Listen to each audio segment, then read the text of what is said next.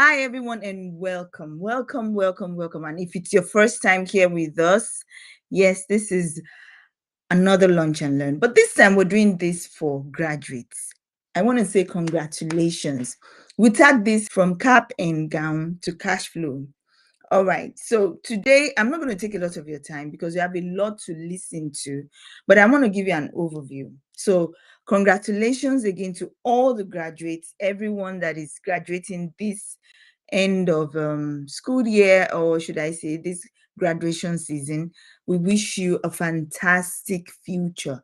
And we want to pray that everything we're going to be sharing with you today, whether you're hearing from me, from Sam, from, I don't want to start mentioning all the names, you're going to meet everybody. Whoever you're going to hear from today, take something with you, because we're going to be loading you with our own experiences and wisdom. And we're not saying we know everything. Matter of fact, you might have some things we can learn from you. So if you have things that you want us to get as feedback, feel free to make a comment or send us an email or text. So let's get back right to it. Now, you've worked hard for your degree. Nobody's going to dispute that. This is part of a celebration in our own little way to usher you into the real world. Your diploma opens the door for you, but the future that you don't see, that we have experienced, that a few of us here have seen, is what we want to share with you. Now, moving forward, what will you do with your first real paycheck? That's a question for you. And a lot of people think about this, and first thing that will come to your mind is I don't know. Anyway, I'll leave it like that. But for me, it was buying all those things I've wanted to buy that my folks couldn't buy for me. I wanted to go straight to the market, to the stores, and buy stuff. That was the first thing that came to my mind. And a lot of us got it wrong. I'm putting this out there, a tale of two graduates. Look at it to the left and to the right. I put it into two columns, different colors. Look at it and picture this yourself. Now, Alex and Jordan, these two graduated on the same day, same degree, same starting salary of $60,000. But Alex does what most graduates won't do. He buys what most graduates would do rather. He buys a $45,000 car because he deserves it. He worked hard for it. So yes, it was justified. Monthly cost for that was, you can see, $700 plus insurance plus gas. So every month that would be about $1,000. After 5 years, that car was worth 18,000 from 45,000. 18,000. So he lost 27,000 in value, and he has paid a total of $60,000. Net position after that is minus 87,000. Now let's go to Jordan. Picture that. Same salary, except that Jordan decided to invest 45,000 in duplex. He bought a house that has two apartments, sort of, or two units, if you want to call it that. He bought it for 300,000. He lives on one side and he rents out the other side for $1,600. His mortgage for both is $1,800. So if the tenant pays him $1,600, you do the maths. He's going to be paying $200 out of pocket. And so after 5 years, that property is worth, or could be worth, $380,000. Now, over the years, he's able to build $80,000 in equity.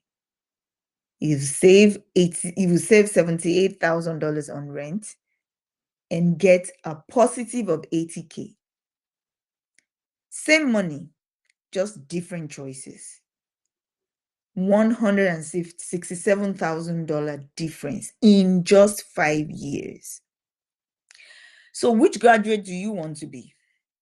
That's my question for you today.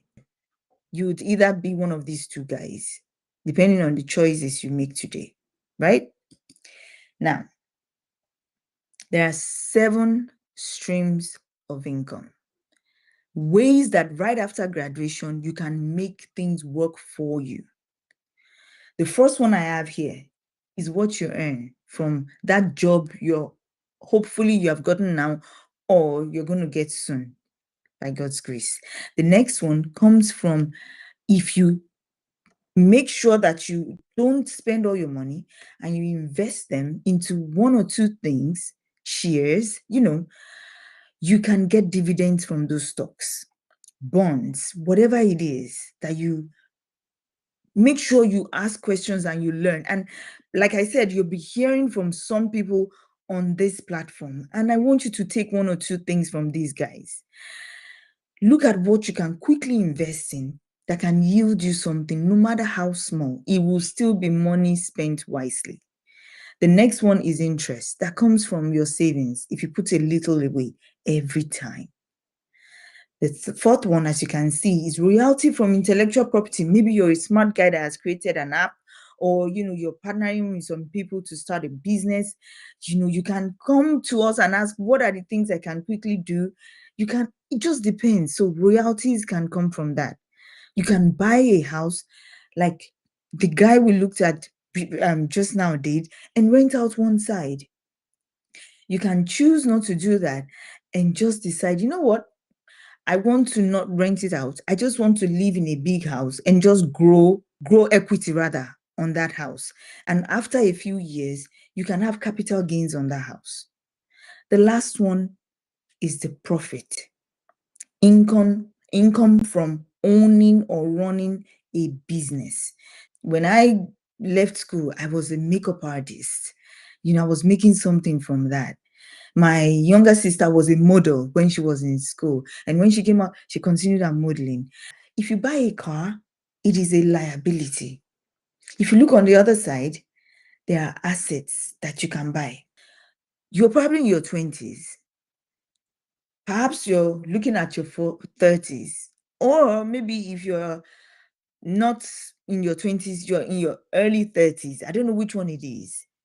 But however, your brain is still developing if you're in your 20s. Those habits are becoming serious habits gradually. But if you can still fix them now, then you would hold on to lifelong habits that will pay you in the long run. Your energy is still at its peak. You're doing things now that, trust me, in another few years, you won't be able to do them, right? So you still have superpower right now.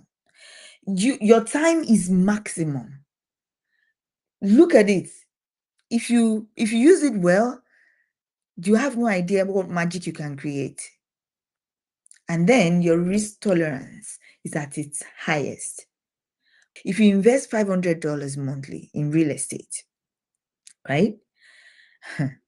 Every month, you get 8% average annual return. 28 years until you are 50. This time you're 22. We're looking at the one on the left side, my left side.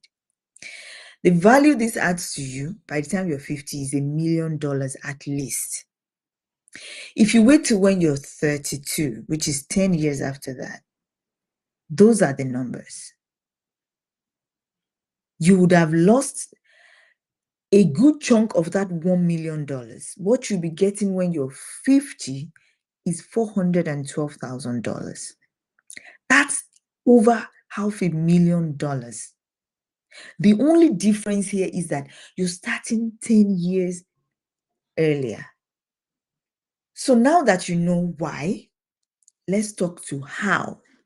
Let's go look at it. Now, house hacking is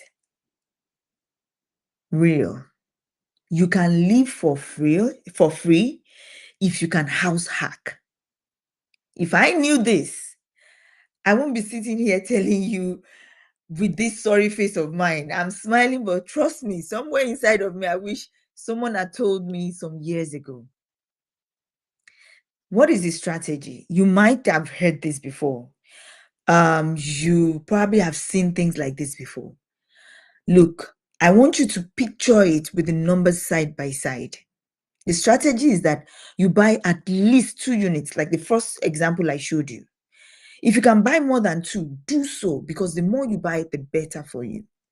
So 2 to 4 units still is recognized in real estate as like you're buying a single family home. It's still in the same category. It's not grouped as a commercial property. Do you understand? And a lender that will give you loan for your single home can still give you the same loan for those 4 units. It's a no-brainer. So you live in one, you rent out the others, and your tenants pay your mortgage, and you just go snoring and sleeping with me. Maybe not quite, right? But you get the picture, right? Your 20s is your foundation. And look, I know that money might not be right here, right now. But if you do this, if you reach out to us, how can I do this? I like this idea, it's interesting. We are here to help you find how to raise that money, including your graduation gift, making sure that not collecting just wristwatches and gift cards, but putting this towards something that makes sense. You're going to be hearing from the mortgage specialist that has some things to share with you. Some of them will include some of the things I've mentioned. You're going to be hearing from a real estate expert, right? You're going to be hearing from a property manager that will chip in 1 or 2 things for you in case you buy those properties and you're worried about how to manage them. We have someone that will help you. You don't even have to let that be part of your problem. All you have to see is money in your account, and then you're taken care of, right? I don't want you to have cold feet about it. Here are people that we've worked with in the past. Some of them look like your parents. Some of them look like you and I. Some of them look like people that waited 10 years. Yes. And look, in one of these slots where that house is, can be your face. And if you don't watch your face, it could be your house. House hacking 101. Learn to live and rent for free while you're building equity. I'm going to be talking about that a lot in the next slide. And I'm going to be guiding you on how to do that so that once you have worked for a few months or at least a year, lender will tell you what it needs to be, what you need to do. We are going to guide you on how to get your house hacking done and how to make this a reality. We are ready to hold your hand. So there's nothing to worry about. So until it's my turn to talk to you again, I don't want to take a lot of your time. I hope I've sown a seed, something that will make you think about not buying a Mercedes Benz, or I don't know. I don't know what car you're thinking about buying, but just hold that thought. And I'll be on the other side. Feel free to add something to this chat or text me. I'm going to add my number shortly. Talk to you soon, okay?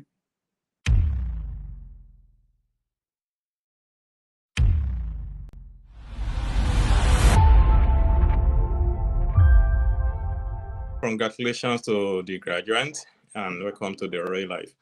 So I'm just going to talk briefly on some of the tips in investing, whether in real estate, whether in stock market, or whether you have high risk appetite for crypto market.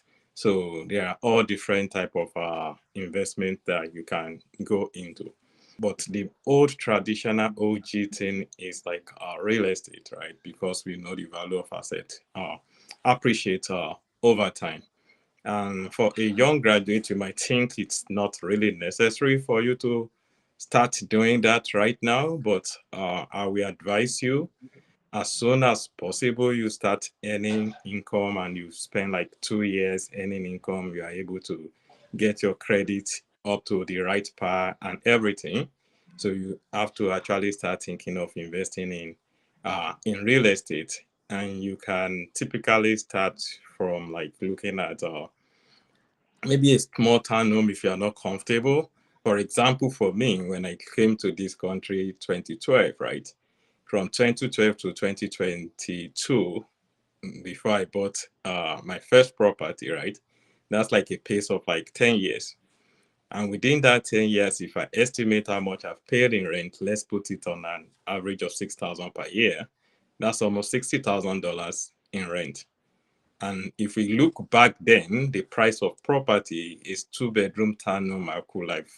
You could have bought it like let's say 100,000 thereabout. If you go and look at, depending on which area you are looking at, right? And if you are going to buy the same property now, even in not high premium area, it's going to be costing you like 270, $300,000. So you see the time value of money as that investment will have grown. So you could actually own something that you pay similar amount of money, and some part of your money goes to the equity, and some part of it goes into interest. As far as your interest, right, is less or equals to your rent, you are not actually losing anything. So you are investing for the future, and you can use this property in the future to do so many things. You can go for duplexes. You live in one, you rent one out. It's like a simple math. So I won't go into the math of all that right now. So that's traditional real estate. Then if you go into stock market, what drives S&P index is like the top 10% stock in it. You don't necessarily have to buy 10,000, 20,000. You can be buying little by little. If you have $100, God so made it. It's so easy now to invest. There's Robinhood app, there's Weibo app, there is Cash app, there's all different vehicles whereby you can use to invest. And there are different instruments. Stock, which you can buy individual stock, S&P 500, ETFs, REIT stock, real estate stock if you don't want to invest in traditional real estate. And when you are investing, number one golden standard rule is never invest any money that you really needed urgently in the next 2 or 3 weeks to spend or for feeding. The earlier you start and investing in the good sectors, right? We have 13 sectors in in the whole of the market. But if you are a very high risk investor, I mean, you could actually buy Bitcoin or Ethereum or Solana. Those three are the top three that the hedge fund are betting on. But if you don't have capacity, or you are not really like high risk tolerance, you can go for, there are some stock now that they are real company. Well, what they do is because of this AI wave, right? They actually deal with crypto mining and data center infrastructure, AI infrastructure. Like cipher mining is this year has grown over 600% return. Make sure if you are investing wisely for the future. If you want very low risk level, very, very low risk level that they call risk-free return asset, that's when you're going to be buying like government treasury bill, government bond, and those ones you typically like 3 to 4% annually. When I graduated from school, so I would some of the things I would have done differently is actually leaving some of my investment to grow over time. So, and a vivid example of one example of them is like DraftKings. I have huge investment in DraftKings at that time when I graduated out of school, but immediately it started turning profit. So I was quickly to let that investment turn it to cash. For my real estate investment or my property, the loan officer, they were asking me to lock in the rate. So I was like, don't worry, I don't care what the rate is going to be. I should have listened to them and I should have locked in the rate. So if I've logged in the rate, I wouldn't have been in like 5 point something rate that I'm in right now. I would have been in 4 point something rate. So the advice here is like listening to the expert. Immediately I was able to actually invest or buy a real estate. That was immediately I go for it, because I lived in a house whereby my in Philly, my landlord is actually a UPenn professor. So I literally manage the house for him. So I know I know all the return on the property, I know the value of the property. But some of the things that are actually shocking that you really need to learn about is more or less like actually looking at the real amortization of your loan, right? And knowing how the math work. So knowing that some part goes to interest, some part goes to your principal, and if you follow their schedule literally, you're actually paying double the price of that house.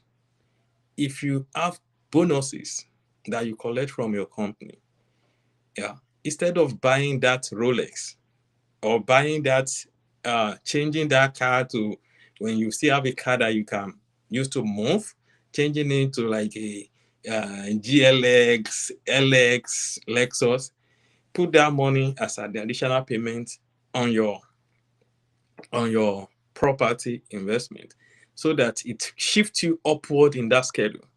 So you save a lot of interest if you are not able to own a property, but you can own a stock. So if you can own a stock, or you can uh, own like a small piece of stock, $100, $200 that you go to restaurant you eat actually does a lot of things by the time it grows. So, and time value of money. The value of $100 today is not the value of $100 in tomorrow or next tomorrow. So investing now is always going to be better off, but not investing now is an opportunity missed, or there's an opportunity cost also attached to that. For example, now interest rates has risen, so if you wait till later, you might actually end up waiting forever.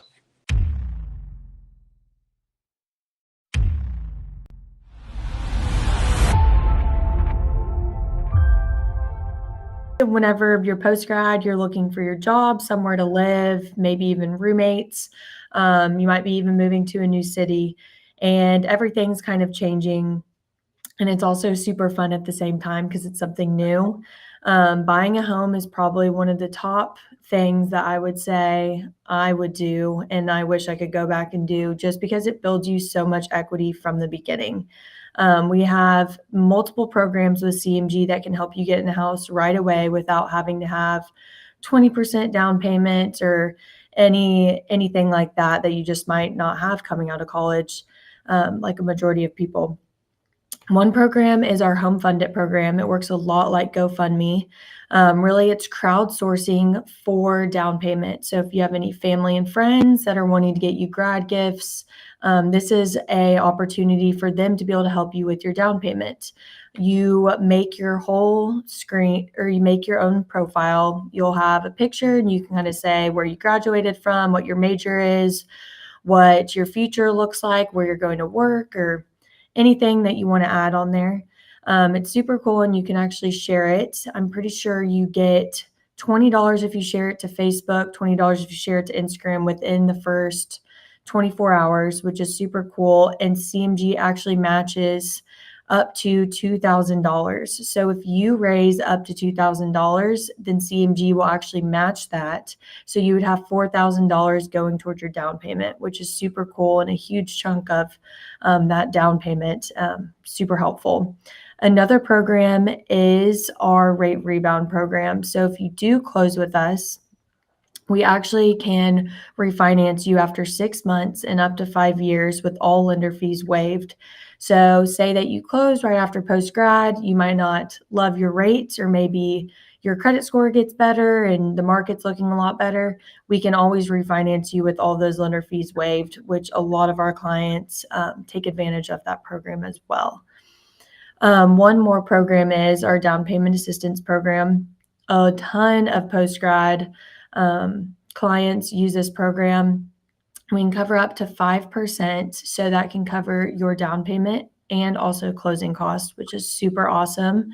And sometimes even whenever there's seller concessions. We can even buy down the rate a little bit, just because it's our in-house program. T-Shack is another down payment assistance program, and they can do grants as well, which is super helpful. So reach out to us today, and I would love to help you get in your house.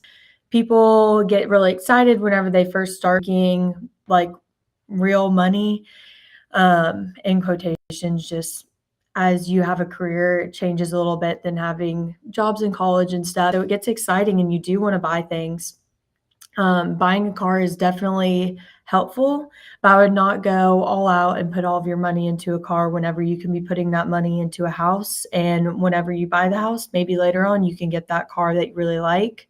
But I would definitely just, a house is much more stable and you can have equity in your house versus a car. And another thing that I would pay attention to as well is whenever you start your career, don't get a bunch of credit cards. I see it a lot, and it's totally fine if you manage them well. But your credit does matter a ton in the home buying industry, and it really does matter in other little spots in your life. So definitely pay attention to that and try to keep your credit in line as best as possible.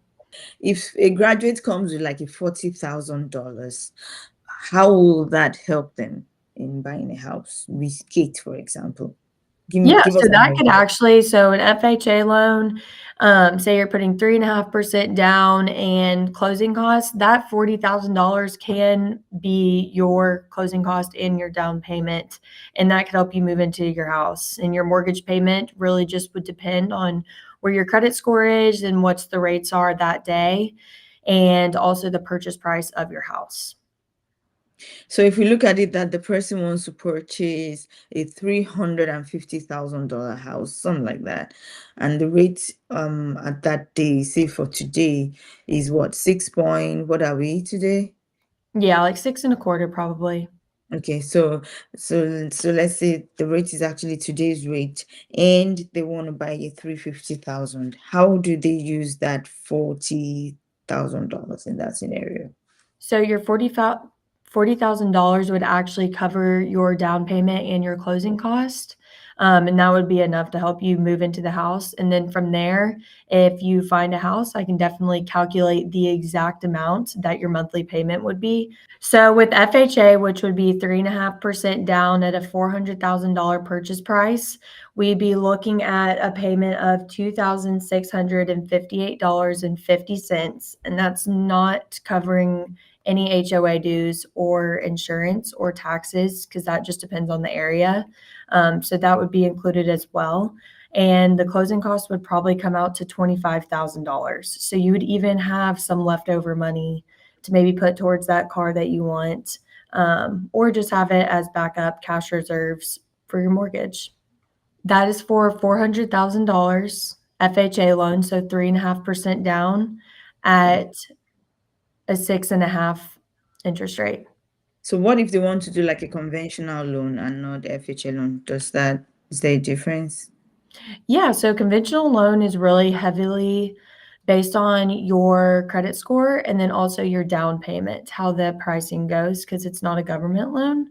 So that one kind of differs really from person to person. So FHA is really geared towards first-time home buyers.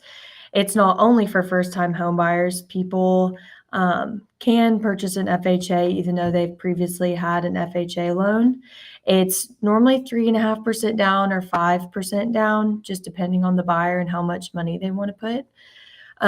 Conventional loan is very heavily based on credit score and down payment. I actually was just working with this guy last week. He came to me and he was like, I just got this new job. He has been post grad for about 5 years, but he was like, I just got this job and he's making a lot more money than his previous job, which is his first entry level job out of college. And he was like, I really want to invest it in something. I'm done renting. My money's going to this landlord and I'm not getting anything out of it. And I was like, absolutely. So he sent me Zillow houses and I kind of figured out his max purchase price for everything. And he actually ended up contracting yesterday, which is super exciting because he's been saving up. So that's awesome for. So considering this economy, how things are right now for a lot of people, would you still encourage a young person to buy a home first, like right now? Yes, absolutely. Honestly, even before May, I've talked to a ton of people, and whenever investors are out, you really know it's the time to buy because they're going to buy at the best bargain that they can. And right now, you really can get a lot of seller concessions back rather than whenever rates drop and people start raising the purchase prices of their house. You don't want to get caught up all in that, especially like whenever it was COVID. We're seeing a lot of people wanting to move, but their equity in their house has gone down so much that they don't have equity in their house because they paid $200,000 above the real purchase price. So those people are kind of in a stuck limbo situation. So I would definitely say right now is the time to buy. Don't sit on the sidelines. And I would definitely start looking, getting all of your stuff together, get your finances in line, and kind of know where you're looking and what you're looking for. So whenever it comes up, you'll know it's the time. Really, to get qualified, it comes about your debt to income ratio, which is probably the most important. FHA is the most lenient on debt to income ratios. Your credit score plays a factor as well. And then also, we like to see a 2-year job history. And job history can include school. We would just ask you for your school transcripts to cover those 2 years, especially if you're just graduating or maybe you do have a job lined up. Then you can send us your job offer letter that says your salary or hourly rate, and we'll be able to use that, which is super awesome. And maybe you found a house and maybe it doesn't work out. That's fine. We really never say, no, you can't buy this house or you don't qualify. We give you a path to qualify. Or maybe you need a little bit of credit work or you have no credit history. Then we can definitely help you build that. We've been with some people for almost over a year now, and we've had 2 this year that started building their credit up and improving it and boosting it to get to the limit. And both of them just bought a house this past year, which has been super cool to see. So the credit limit, what's the worst case scenario for anybody? So FHA does take 580, but again, you have to have a super, super, super strong file. The rest of it, I have seen it go through before. Typically, though, we like it to be above 620 range. That's normally where it'll take a majority of the time, but 680 plus will get you the best pricing, and even higher than that, especially on FHA, will get you super great rate pricing. Some people, whenever they're looking for a house, they go out and buy a car, or say we pre-approve them, they're under contract, going through underwriting, we do the hard credit pool, and a new car comes up. Do not buy anything crazy, no furniture, no washer and dryer, don't take out any new loans, no cars, because all of that does affect your debt to income ratio. And if that goes out of line, then that can cost you moving into your house on time. So that is definitely the biggest one. And also the debt to income ratio messes with your credit score. So say you go out and do a car loan, they do a hard credit pull on you as well. So then that might drop your score and you might not get the best rate pricing anymore. Or maybe it brings you below the limit and now your file is not going through the underwriting system anymore. Those are the top 2 factors that I see a ton. And then also sometimes people will take job gaps or stop their job or switch jobs and they have like a little bit of a gap and they don't tell us. I'm always an advocate for just being upfront. If you lost your job, I always just say, do you have something else lined up? If so, just send me an offer letter and we'll figure it out, rather than us going through underwriting and it comes 5 days before closing and you tell me that you don't have pay stubs anymore because you lost your job. Being upfront is probably the biggest thing, as well as don't go buy anything crazy or any cars out of the blue once you get pre-approved.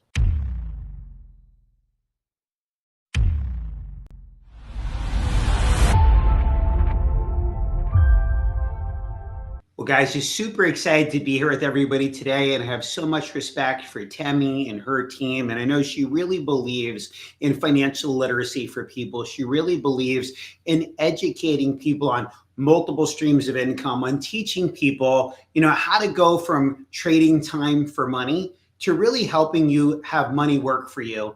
And I really just love Tammy's heart, in serving others and helping others and mentoring people and just helping people grow. So I'm just honored to get a chance to spend a few minutes with you today. My name is Jeff Street. I live in Highland Village, Texas, which is northwest Dallas. And I've been an entrepreneur my whole life. I haven't had a job since I was 19 years old. I'm 46 years old today. So 27 years being self-employed and owning a business. And when we talk about entrepreneurship, so much of entrepreneurship is your mindset. And I'm such a big believer that your attitude determines your altitude in anything in life. See, whether you think you can or whether you think you can't, you're right. So I just want to applaud you for being with us here today because it tells me that you're looking to grow. See, the first step to success is making a decision that you want it. Somebody told me years ago, he said, Jeff, success is a choice. How bad do you want it? And I was somebody that from a really young age just wanted to grow, wanted to develop. And they said, look, you got to find a mentor. They said, seek mentorship. See, when you can find a mentor in anything you do in life, whether it's real estate, whether it's entrepreneurship of any kind, whether it's as an investor, if you can find somebody that's already got where you want to go, they can help you navigate the landmines out there that take you from the starting point to the finish line in anything that you want to do. So for me, I was always looking for mentorship. And I met a mentor of mine when I was 19 years old. He was actually somebody that had a lot of success in real estate. And he told me, he said, Jeff, leaders are readers. He said, you will be the same person 5 years from now, except for the books you read, the seminars you attend, and the people you hang around with. See, there's something called the law of association. The people you hang around with, that's who you become. And one of the first books that he had me read was a book called Rich Dad, Poor Dad by Robert Kiyosaki. And I'm sure some of you guys have read that book. And Robert's second book is a book called The Cash Flow Quadrant. And this was a book that was really life-changing for me because it had me look at money in a different way. So I want to share a few things with you here today that were really helpful for me when I first became an entrepreneur years and years and years ago. Well, so guys, this was something that, again, when I heard this, it just made me think different. The cash flow quadrant, there's the employees, the self-employed, the business owners, and the investors. So these four different quadrants. An employee is somebody that works for somebody else that trades time for money. They have no financial leverage. They only make money when they're working. And they report to somebody else. Self-employed people are somebody that maybe own their own business, but it's more like they own their own job. And so they have to invest their own time to make money. Now, 95% of the people out there, they fall into one of these two categories on the left-hand side of the quadrant. 5% of the population is in the right-hand side of the quadrant, where you're a business owner or you're an investor. And when it comes to being a business owner, what the book talked about is it's not just owning the business, it's having a system that works for you. So how do you have a system that works for you, that whether you're actually working or not, you have a business that's still making you money? And then I, as an investor, and I know many of you came here today to learn about being an investor where you can have money working for you, where you can truly create passive income, where your income is not dependent on your physical presence. But again, instead of trading time for money, you can have money work for you. Warren Buffett said it best. He said, until you find a way to make money while you sleep, you'll work until you die. And unfortunately, most people are on the work until they die program. So at 19 years old, I quit my last job that I ever had. Now, I'm not telling you to do that. I wasn't married. I didn't own a home at the time. I didn't have a lot of risk by becoming a full-time entrepreneur. For me, I was just sick and tired of being sick and tired. And I knew that I wanted to build something of my own. How do you get from the left side to the right side? He said the two biggest reasons why most people never go from the left-hand side of the quadrant to the right-hand side of the quadrant. Number one is fear of failure. That's why having mentorship is so important, because mentorship can eliminate that fear factor for people. And the second piece is lack of capital. A lot of people want to have their own business. They want to build something for themselves, but maybe they don't have that money to invest. But what I found is if you can get yourself into that business owner quadrant and you can create reoccurring revenue, you can now use that money to invest in other things like real estate or other assets. My wife and I, we're senior vice presidents with a network marketing company by the name of ACN. And he talks about how one of the reasons why he recommends that new entrepreneurs get involved in network marketing is it's very low cost of barrier of entry to get started. Typically, it's under $500 for somebody to get started and own a business in the network marketing world. So the company I represent, I just want to share a few minutes with you about it because there's a lot of synergy between our company and the real estate world. You know, I met Temi because I went and I did an event for her real estate company about leadership and personal development. ACN has been in business for 33 years. They do business all throughout the United States and Canada. They specialize in customer acquisition. They have millions of customers and they've done billions of dollars in sales. My mentor told me 20 years ago, he said, Jeff, find something you like, make it your hobby, find something the masses can't live without, and make it your business. And that's why I was so excited about this concept, because I knew whether I did this or not, I was going to pay these bills for the rest of my life. Now, the reason ACN can do what they do is they use a network marketing channel of distribution. What does that mean? They eliminate the advertising costs. They use independent business owners just like myself to have our own website or own online store where we can create more options for consumers and a business opportunity for people just like us. Now, remember what I talked about was one of the top reasons why most people never go into business ownership is lack of capital. And in network marketing, again, the common person can afford to get started because the barrier of entry is typically below $500 for somebody to get started in a business like this. Now with ACN, it's actually only $299 one time for somebody to get started. And there's a $25 a month business support fee. See, the hardest part of winning a race is getting off the starting line. But it's so much easier to get off the starting line when you've got somebody that's got their arm around you saying, let's go do this together. And so with what I shared with you today, if this is something that you're like, wow, this is something I'm interested in, I could see how this could work for me, for my wife and I and our team, we have an amazing system of mentorship. And I know that that's something that Temi has seen firsthand. She knows multiple people that are part of her real estate group that are also involved with us and have talked to her about our system and our training and support. So, you know, one of the greatest lessons I ever learned in my life is that one source of income is too close to no sources of income. And so I love that from a very young age that I was really taught the concept of multiple streams of income. You know, at the end of the day, too many people are just trading time for money. And I'm just very blessed at a very young age that I learned about being an entrepreneur. And another thing that my mentor taught me is he said, listen, in anything you do in life, you got to have a strong reason why you're doing it.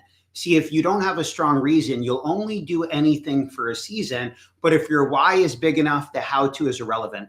Because at the end of the day, life's going to go out and hit you in the mouth. You know, challenges are going to happen. Obstacles are going to happen. So whatever you do in life, whether it's a business like this, network marketing, whether it's real estate investing, whether it's starting your own company of any kind, there's going to be more lonely days as an entrepreneur than maybe there ever would be as an employee. And so that's why having that strong reason why is so significant. And I think we'll agree, AI, unfortunately, is going to take over many jobs of many of Americans. So what are things that you can do that you can make yourself AI proof? Well, one is obviously, you know, being in the trade space. One is being a real estate investor, you know, having, you know, properties, making your, you know, creating value for other people. Another one is, again, network marketing, what like I've been talking about today. So what is something that you can do where whatever it is that you're doing, you're not going to see technology overtake it. And so again, finding a good mentor, finding somebody that can stretch you, finding somebody that can help you grow,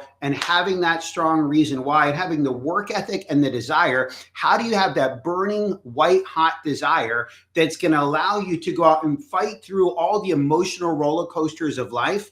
I can't teach you that. That's got to be something that's there within. But I believe you being here today just shows me that you're somebody that has that desire to go out and do more. Remember, the definition of insanity is doing the same thing over and over again, expecting different results. So go out and be different. Go out and stretch yourself. Go out and become more, because when you become more, you can attract more and you can be that light for other people.